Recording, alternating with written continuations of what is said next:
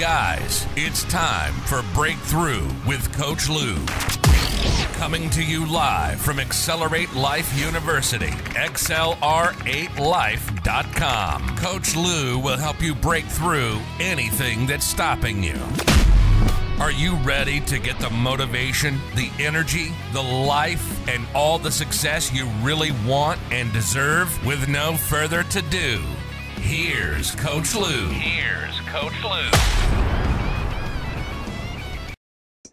Welcome to May. It's May 1st, and this is a great reason for a great fresh start. Okay, it looks like everything is up and running. We are on. We are good. Yes, wanted to make sure all venues are going. Bear with me one second. Boom, boom, boom. All venues are up and running. All right, bear with me a second while we get everybody on. Yep, here we go. We are live, guys. All venues up and running, ready for blast off. All right, so where are we? It's May 1st. And today's show is May I? You say, may I? I'm going to ask you, will you? Huh? Let's do that again. May I fill in the blank? And I will say, will you fill in the blank? So, may I make $1 million this year, Coach? Will you make $1 million this year? You? That sounds kind of like a play on words, doesn't it? But seriously, in all reality, this is what is so important. You may want something, but are you willing to do it? See, we all have this wish list of things we want to do, experiences we want to have, who we want to become, in all this. But the question is, are you willing to actually do what it takes? Again, we have this big wish list. Are you willing to do what it takes to get you there? Okay? There's lots of comparisons in this world I can give you. Last month, during the month of change, we talked about Joe Blow versus Donnie Do It. And as a quick review, if you weren't on the shows, and if you were, you need a quick review anyway. Joe Blow is the guy who, played it safe, always wanted to wait, well, you can't have kids right now. We're not ready. Don't really want to get married right now because, and we can't buy a house right now. It's just not the right time. Well, I'd love to start a business, but it's just not the right time. Not the right thing to do right now, but I'll do it someday. And Joe Blow hits his deathbed, and Joe Blow might have a wife hanging out there with him, or, as he's dying, or maybe he doesn't even have a wife or anybody that wants to be there for him, and he's got no kids to, see him off and look at his kids and go, wow, I did good and all that. And Joe Blow comes and goes, and you don't know Joe Blow. Maybe you do. Maybe he's your next door neighbor. Maybe you know more intimately. Maybe you're Joe Blow or Jeannie Blow. I don't know. If you're a gal, you might want to change the name. Well, Joe's kind of interchangeable. It could be Joanne or Joseph. So, but seriously, Joe Blow came and went. What about Donnie Do It? Okay, not D-E-W-I-T-T, D-O-I-T, as in do it. Donnie was the kid with the broken arm and the cast and the climbed the tree. I told him not to, and had the big dream and went hiking and, jumped over the fence to get the ball and got bit on the butt by the dog because he didn't say, well, I guess I'm just going to go buy a new ball. He's like, I'm going to get my ball back. I don't care if there's a dog over there. All that stuff, but he always had these dreams. And as a kid, his parents were like, oh, tone it down, Donnie. What? Come on, man. You're just, And he's like, I'm going to be a millionaire. I'm going to go to the moon. Da, da, da, da. And you get to the end of Donnie's life. He went bankrupt once or twice. He lost a business. He maybe got married and divorced a couple of times. He's got kids. He got his life together. He succeeded. He had a business. It was good. It was bad. It was hard. It was indifferent. And, he crashed into walls and picked back up and built. And, as he's passing away, his kids are like, oh, Daddy, we love you. We don't want you to go. We love you. But you know what? You are the most awesome dad. We had the most awesome experiences. You had the coolest stories. And maybe he's got grandkids, and his grandkids are like, Grandpa, oh, we want to have a life like you had. Wow. And his wife looks at him and she's like, wow, what an outstanding human being. And he goes, wow, what a life I got to live. And he passes on. Now they both go see God or your creator, however you want to term him. And God looks at Joe Blow and says, so what'd you do with your life? Well, I played it safe. I'm here. And he's like, that's blasphemy. You threw away a gift of life. I gave you the most beautiful gift, and you didn't do anything with it. Then he looks at Donnie, and he goes, now you, my boy, you were a little crazy. You pushed the envelope once in a while. You swore here and there. You took risks. You did this. I'm so proud of you. You stepped up in this world. You did. You lived. You took that gift I gave you and you shared it and did and made stuff happen. And it's like, wow, how amazing is that? Right? And you can look and go, that was great. And look at it like a parent, God parent, same kind of idea. Which kid are you going to be most proud of and reward the most? The one that's afraid of their own shadow and, oh, I'm going to just, be average. Are you going to be most proud of the kid that gets out there and kicks ass and becomes something in life? Okay? So this happens time and time and time again. It even happens in families where one of your kids excels and does all this stuff and the other one gets jailed in this, oh, I can't, or someday, or the norms and this, that, and the other. So the question is, really, again, are you willing to do what it takes? Okay, in the example of Joe Blow and Donnie Do It, Joe wasn't really willing to go out there and get his hands dirty, proverbially. Donnie jumped in head first, maybe a little crazy sometimes, but I would rather err on the side of too much action and really trying and too much of a dream than to play it down, dumb it down. You don't dumb your glow down, yourself down for anyone.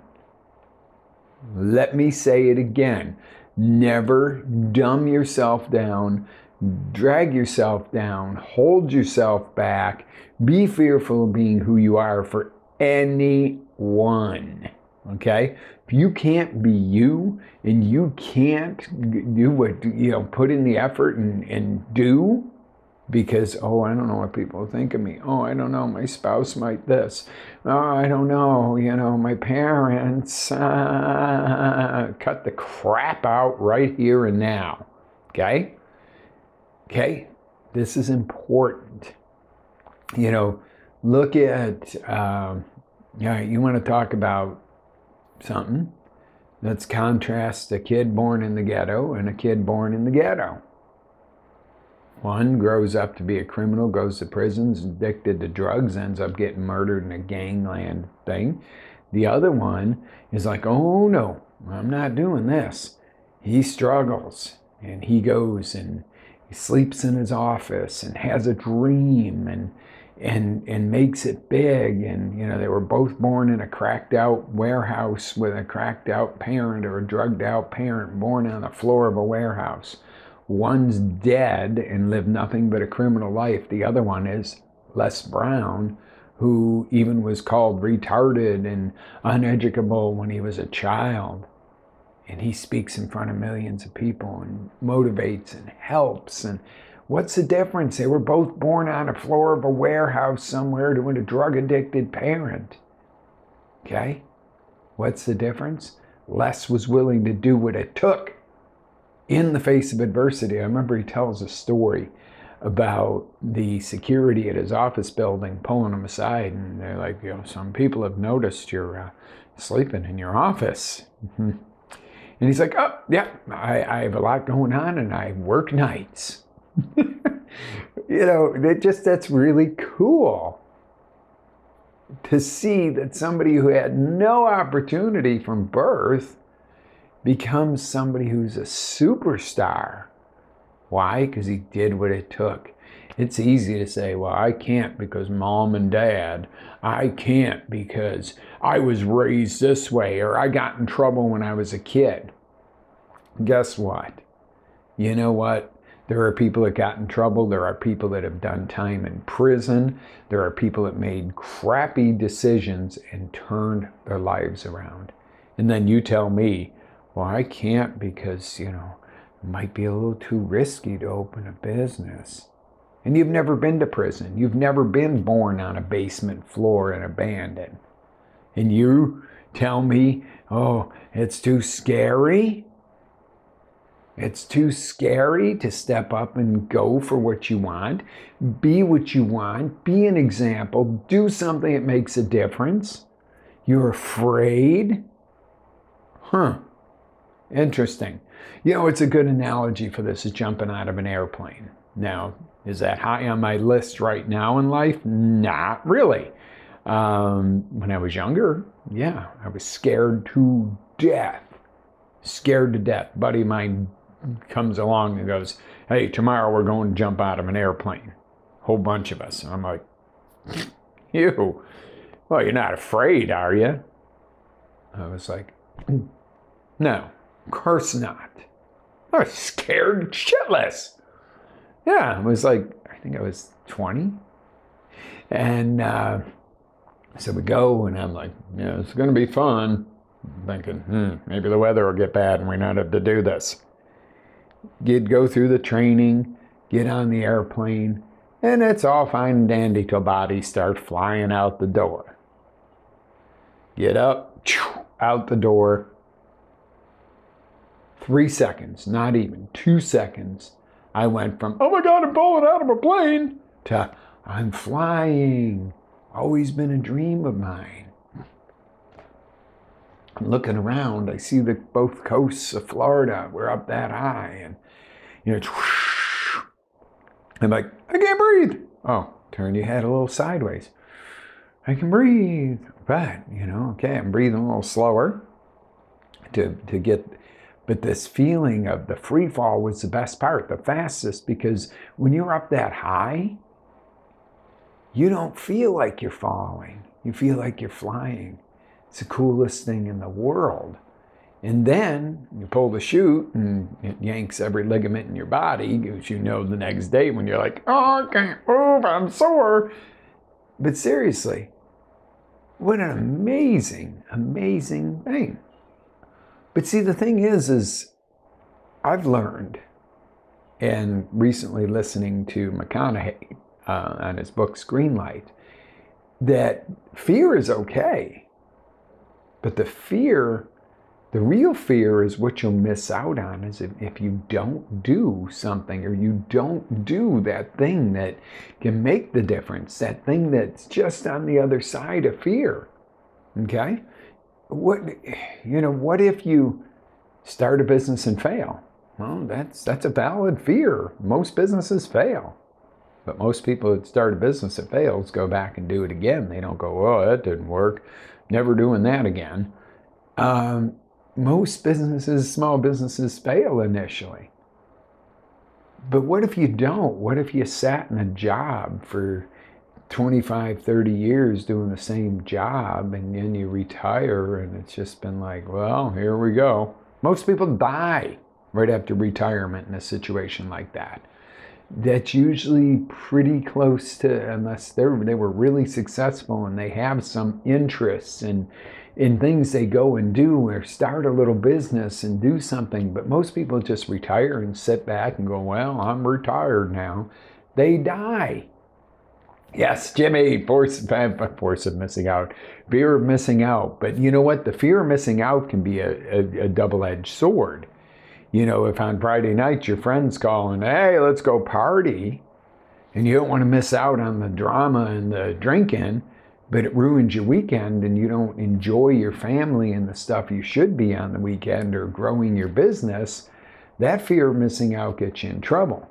But the fear of missing out, if you harness it, I'm glad you put that up there, Jimmy. I appreciate that. The fear of missing out, if you harness that of, well, what'll happen if I don't do this? I'll be average, which is the worst thing. And I'm not talking about going out drinking on Friday night. That's average. But if you go, I'm going to start this business, or I'm going to start this charity, or I'm going to get off the couch and start running mud races, or I'm going to, start a podcast, let the fear of missing out be painful enough to go, what am I going to miss out if I don't try, if I don't do this? That's more scary to me than the actual action. Does not mean that I'm not nervous. Does not mean that when I started Breakthrough with Coach Lew, oh my God, I knew what I was doing. I was like, all right, I want to do this. But I committed. I didn't go, well, someday I'll have a podcast when I'm famous. Okay, well, you're not going to get famous if you don't do something. And it's not about being famous. It's about connecting, in my case, with people. But, but hey, we all like it. We all like to go in the grocery store and, have somebody say, hey, that you don't even know, you haven't met them. Or, hey, oh my God, I watched your show and it made a difference for me. Or best yet, when you hear somebody go, that's that Coach Lew guy that does that show I was telling you about. Oh, hey, how are you? And it's like, cool. And I don't do it because, oh, look at me, look who I am. I love that because I go, that person is getting some value if they're tuning back in. They don't want to miss out on the show because there's some sort of value each week. Something to think about. So, giving you the comparisons from earlier. But the key force to having what you want the secret, the big key force right here that really makes a difference? Stop asking for fucking permission. Well, I don't know if my parents are going to like if I do this. I don't know if my spouse is going to like if I start this new business or create a course or start a podcast or jump out of an airplane. Well, stop asking for permission. I have this old thing, and it's sometimes you got to be careful with it. It's better to ask for forgiveness than permission, as long as it's not something ridiculous. If you're out on a date and it's your first date and you think, oh, hey, I'd like to be with this person, and you don't ask permission for some things, you're going to jail. That's not what I'm talking about. What I'm saying is to be you, start creating, etc. You don't have to ask anybody's permission. You don't have to seek anybody's approval. Your biggest critics are your best friends because you know what? Things happen like this. I want to start this website, or I want to start this. And you're barely getting by with your job and your spouse says, don't set yourself up to fail, honey. You've had these ideas before, and you see how the last one worked out. We had cases of Zango in the garage from that multi-level thing, or water filters, or, we lost our ass on. And you start to go, yeah, you're right. This is silly. We're finally starting to get ahead, and I'm going to go jump out of an airplane without a parachute, an old friend of mine used to say. Yeah, don't be jumping out of airplanes without parachutes. Well, no shit, Sherlock. That's a point where, that makes sense. You want to have the parachute, but the parachute is planning. It's not common sense. It's not fear. Okay? It is literally... Jimmy, that's often a question that could be a loaded question. Did I talk to your wife today? No, we haven't spoken today. Oh God, that can get somebody in trouble, man. No, I know what you mean. No, we're talking the same language. You know why? Because you guys are on the same page with me. And I'm looking up to where your chat is, Jimmy, because it feels like I'm talking to you. Oh, cases and stuff. Yeah. We've all had those cases of stuff in the garage where it's like, yeah, I got all my auto ship and it ain't selling and stuff like that. But you know what? That's okay because you learn from it. You go, what happened there? The thing is there again, you go to one of these multi-level meetings. This little offshoot, but everybody there is up and pumped up and excited, and you go, all right, I'm ordering, I'm in, I'm going to sell this. what happens? You leave there and you lose the motivation because in the group environment, there was motivation. So how come some people, and I'll use Zango for an example because I ended up with a closet full of it, put it that way. It was a great product. And the people were great and it was fun going to the meetings, but we spent too much time on meetings and calls. And the fact of the matter is we didn't focus on the product, which was great. But it was more about recruit and do this and do that. Well, I would always say, I want to sell the product. What's the best way to sell it? What's the best way to market it? Oh, just get people to sell it for you. Recruit.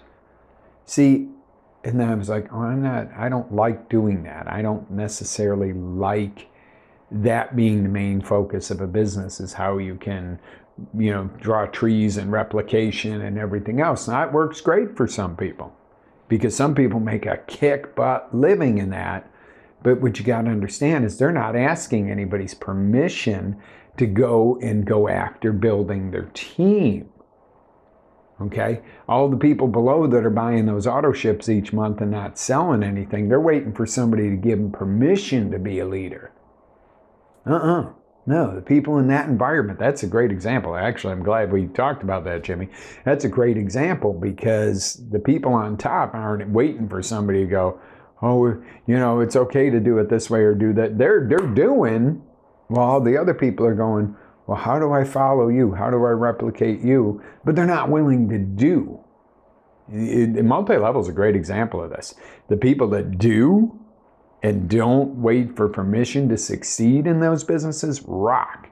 The people that are waiting for somebody to coach them, upline them, downline them, this, that, and the other, and sit there and wait, all they are is consumers that help feed the top level. So not saying good or bad about some multi-level companies. But again, don't wait for anybody's permission to succeed, guys. You got to get out and do it. Are you going to stumble, scrape your knees, bumpa? Just buying different cases now, Jimmy. What you buying now, buddy? No, seriously. Auction cases are always good. So seriously about this, guys, don't wait for somebody's permission to do something. And you're not always going to win on your decisions. Sometimes you're going to feel like you failed, but you never fail if you learn. Okay? If you learn from something and you get a distinction, you don't fail. Education can never be a failure. But don't let education in itself be your enemy. Some people are, well, I'm going to take this class and I'm going to learn about this and sometimes you just need to get out and do it. Education's amazing, especially self-education these days. There's so many platforms. Our Accelerate Life University is absolutely amazing way to get self-education if you're willing to take the course. You can buy the course, and then if you don't take it and complete it and implement it, it doesn't do anybody any good except for me because you bought my course. But it doesn't really do me any good because my goal is to help you. Okay? So again, back to the point of, sometimes that waiting or asking for permission isn't always like, honey, can I? But it's those caring people in your life can be your biggest sabotages. Honey, I've got this opportunity and I'm excited about it. Oh, the last time. Or Mom, guess what? I'm starting this business or I'm going to do a podcast. Oh, honey, you don't have a voice for that. Don't set yourself up for that. I don't. And you think, and you're like, God, what the hell? And they're really coming maybe from a caring place. Mom and Dad don't want to see you get hurt. We want to protect our children. Guess what? We've raised our children in a way where, sometimes let them fall flat on their faces. Let them learn what it's like. Don't hand them anything. If they need, if they're in trouble or they need a hand up, or you can do something nice once in a while, but nobody's getting a free car when you turn 16 in this family, and nobody's getting, everything paid for. Not because we don't love you. It's because you got to learn and grow. We're not going to sabotage your successes. You tell one of the kids comes and says, I want to start a podcast. Great. Here's a microphone. Let me help you. Here's a little get up to get you going. Lex, if you're listening, get that damn podcast going. But seriously, supporting them in their decisions, even if you know they might get some bumps and bruises, is the best thing you can do for a loved one. You might discuss some possible pitfalls and some possible scenarios of how to deal with it. You might, let them know that, hey, this isn't going to be, I have a podcast, and the world's going to come knocking down the door going, hey, we want to listen to Joe Blow's podcast. They're going to be on Donnie Dewitt's podcast. Because Joe Blow goes, well, I'll start, you know what, I'm going to wait till next, yeah, I got a name for the podcast, but it might not be the right time. We're in the middle of COVID. How could I talk a business podcast for small businesses when they're all going away? And where Donnie Dewitt goes, hey, man, yeah, I got a new podcast for you guys out there who have brick and mortar businesses that, your government's trying to close you down and see you go flat on your face. Here's some options. How can you still do your business? How can you grow your business within this mess we're in? See, Joe Blow's going to wait because, well, all the brick and mortars are closed right now. And Donnie Dewitt's going, I'm going to teach you how to do business even in the face of disaster. What do you think of that? Do you see the difference? And I know I got a little sarcasm and I twist this up a little bit.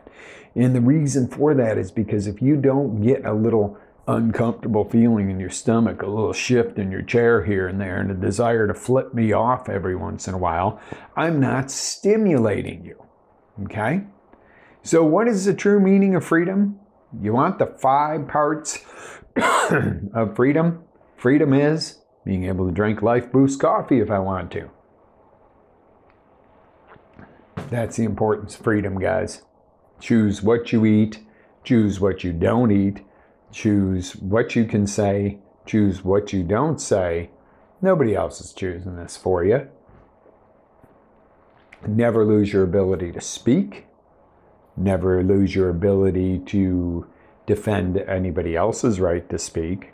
Guess what? You might not agree with me all the time. I may not agree with you. If you're a guest on my show and you're of a different political party than I am and you have a valid point you want to talk about, we'll talk about it. If you just want to poke fun at somebody or poke fun at, say, oh, they're a orange-haired dude or the blithering idiot, that's not what we're going to talk about on a live show. But you got a valid point or a valid question, even if we don't agree politically, or maybe it's on the health and wellness side. Maybe you've got a view that you want to discuss or questions. Exactly. God bless America. America needs God, Jimmy. We know it. We know it. But that's a whole different show for a different day. But seriously, this freedom that I'm talking about is your personal freedom. And there's 5 parts. Just 5 simple steps to freedom. Okay? And if you're watching in a jailhouse somewhere, you're going, yeah, what is it? Do we dig out the wall with the spoon? Which air duct can I crawl out of? That might be a different version of what we're teaching this morning. But you could even be free in jail. And you're like, what? And this is, Tony Robbins has done a lot of jail, I don't know if we call it ministry or whatever, where he's gone into some of the hardest prisons and talked to these guys, and they're downright nasty. Oh, what's Mr. Rich Man going to teach us and everything else? By the time they leave, he's changed, the common thread of those situations was that 90% of the people that he interacted with in these jails said that they were more free than even when they were on the outside of the walls once they went through the steps of freedom, because it's within.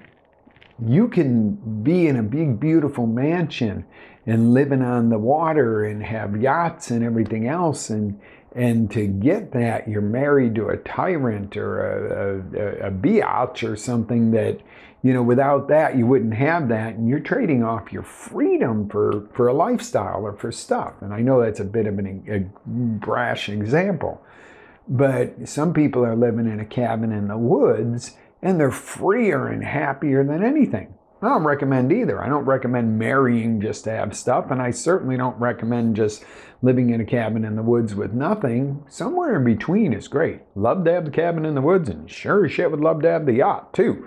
And there's no reason you can't have both. That's where freedom comes in. Your freedom to decide. Number one, decide that you are responsible for making your own decisions. Win, lose, or draw. When you make a decision, you're responsible for it. Okay? So write it down. I am responsible for making this decision to start a business, get fit, have a baby, get married if you're not married, change the world. I am responsible for this decision. This is my decision. I am going to follow through. Number two, decide that you're willing to take uncomfortable action. Not comfortable action. Comfortable action is get up, have a cup of coffee, go to work, get your paycheck, sit around on the weekend, have a couple beers, etc., etc. No, uncomfortable action is, get up, have your cup of coffee, go to work, and then come home and work 4 more hours on your business that you're trying to create. Work for, connect with people. Don't go drinking on Friday night. Don't go drinking all weekend. Work on your business. Work on your body. Don't forget to nourish yourself a little bit. Take a day off. Take a day to enjoy stuff. But don't do goofy stuff like get drunk so that for 2 or 3 days you're dragging your butt like a dog with worms. Okay? That is not going to take you in the right direction. But take the uncomfortable action. Well, I want to learn to jump out of airplanes. Well, guess what? Remember, make the decision. That's your own decision. You've decided it. You own it. If you bounce, you made that decision. That's your decision. Bouncing is what they call it when the chute doesn't open. You can picture. So you could also decide, and then you decide, all right, I'm going to take the uncomfortable action. I'm going to do it. I'm going to do this. I'm going to train for it. I'm going to do it.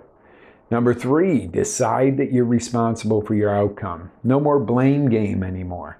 Well, my health, my mother-in-law, my mother, my father, my ex-spouse, my kids are bad, my boss, stop it. You're responsible for your outcome. No blame game. Is it always going to be peaches and cream? No. Don't we wish? No, we actually don't. Because that doesn't give you any growth. If you got up every day and it was like, kumbaya, kumbaya, life is great, I'm going to meditate, and I'm going to hang out and walk on the beach, you'd end up wanting to walk straight out in that water at some point. Now, do I recommend walking on the beach, meditation, and a little bit of kumbaya once in a while? Yeah. You got to have some peace and joy in your life. But you can't just sit there and and focus and think and manifest. That's only a part of it. Nothing wrong with manifesting. Nothing wrong with focus. It's an integral piece of success. But you can't just sit around and go, I'm going to get $1 million. Buy the damn lotto ticket and you got a chance. Oh no, they tell me, you buy a lotto ticket, your chances of getting struck by lightning are greater. Could be. But if you never buy the lotto ticket, you never take the chance. And I'm not saying, just play it all to chance in this life, but why wouldn't you buy a lotto ticket once a week for $1? You might say, well, if you put that money away for your entire lifetime at $52 a year, you would have... All right, see, that's the small thinking. Now I say put your IRA money in and investments and stuff, but take $1 and frivolously go, you know what, if I win the lotto, that would be freaking awesome. See, you get 0% of the chances you never take. And you might have unbelievable odds of winning the lottery are not real great, but somebody wins it every week. And I'm not saying play it. I'm saying do this with anything. Take a little piece of something and just throw it, caution to the wind and go, you know what, I'm going to do this. Whatever it is. Just take that chance once in a while, because that really long shot chance sometimes pans out. And I don't say take, your whole paycheck and go buy lotto tickets, but $1, For the hell of it? Why not? It's kind of fun. And you never know. But just remember, at the end of your life, you might go, well, if I had saved that $52 a year, that I would have a couple $1,000.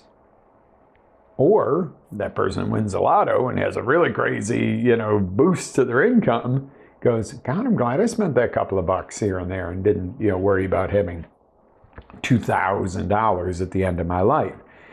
That shouldn't be a thing.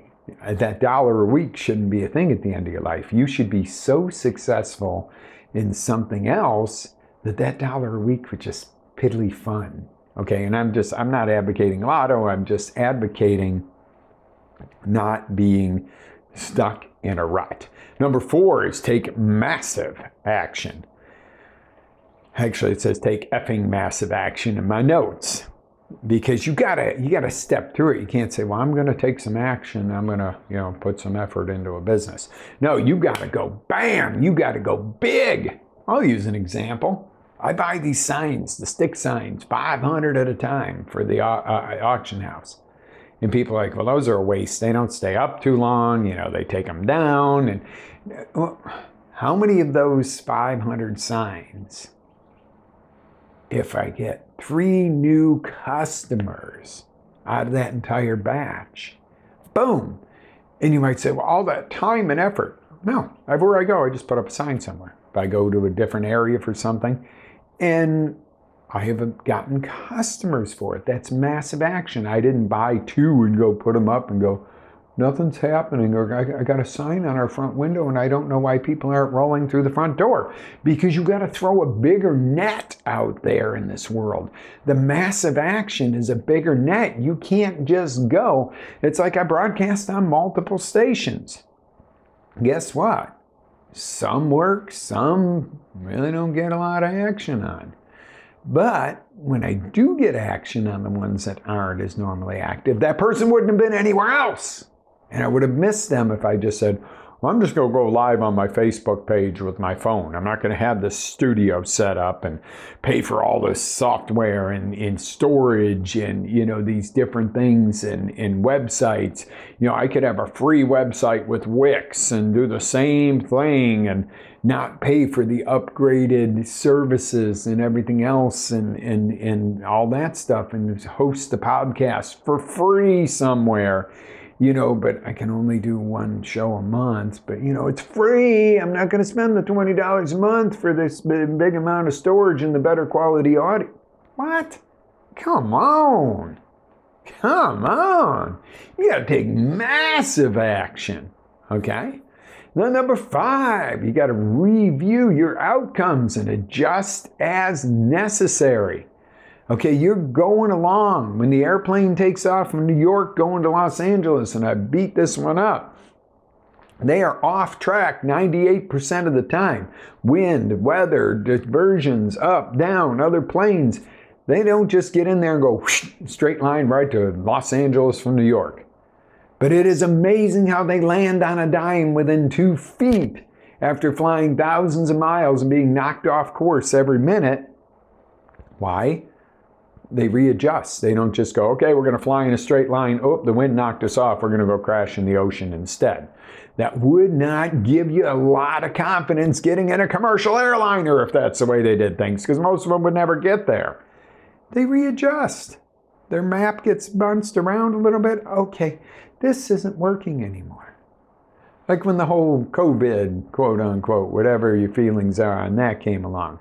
Thursday night, Jen slides me a note on the auction block. Governor just said no more than 10 people in a group as of midnight tonight. Well, the good thing was I knew I was going to be done with the auction by midnight. I wouldn't really, I wasn't going to kick out 95 people at midnight and go, oh, you got to leave, you 10 can stay. Whatever. But the thing is we had a miracle group too, because our people were all, the auction people are sturdy or something, because they weren't all getting sick from being in the same room. But that's a whole story for another day too. But the deal is this. I was like, what do? We got another auction Saturday night. And you know some jackass is going to call code or something, or call the state, and they did it anyway. Even after we went to the digital format, I had somebody calling, oh my God, he's going to kill people. And the state guy, I shouldn't say this, but he played me the recording and we laughed our guts off. He said, I see on your site you're running it live virtual. He said, I had to make this phone call. He said, but yeah, you definitely have a panic worry wart right there. So it was like, whatever, but we switched gears with less than 48 hours.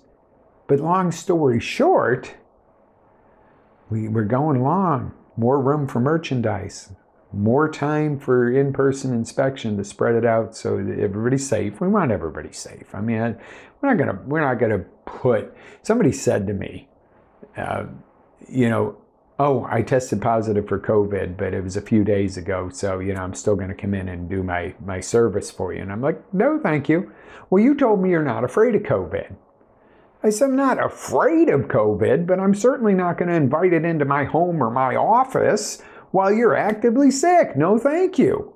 The same as if you had the stomach flu or the flu, I would ask you not to come into work. Not just COVID, but anything else, right? So, but my point to this was all of a sudden the customers start saying, we like this better. This is more efficient. This is more fun. This is a better way of doing things. And we were thinking so too. And we stayed that way. You know why? Because we reviewed our outcome and we were like, this is better. We're serving our customers, our clients, our crew, and even our own business growth better by making an adjustment. We didn't stop what we were doing. We didn't say, oh, the auction business is finished because there's this thing called COVID and you can't have a bunch of people in a room. We shifted gears and adjusted.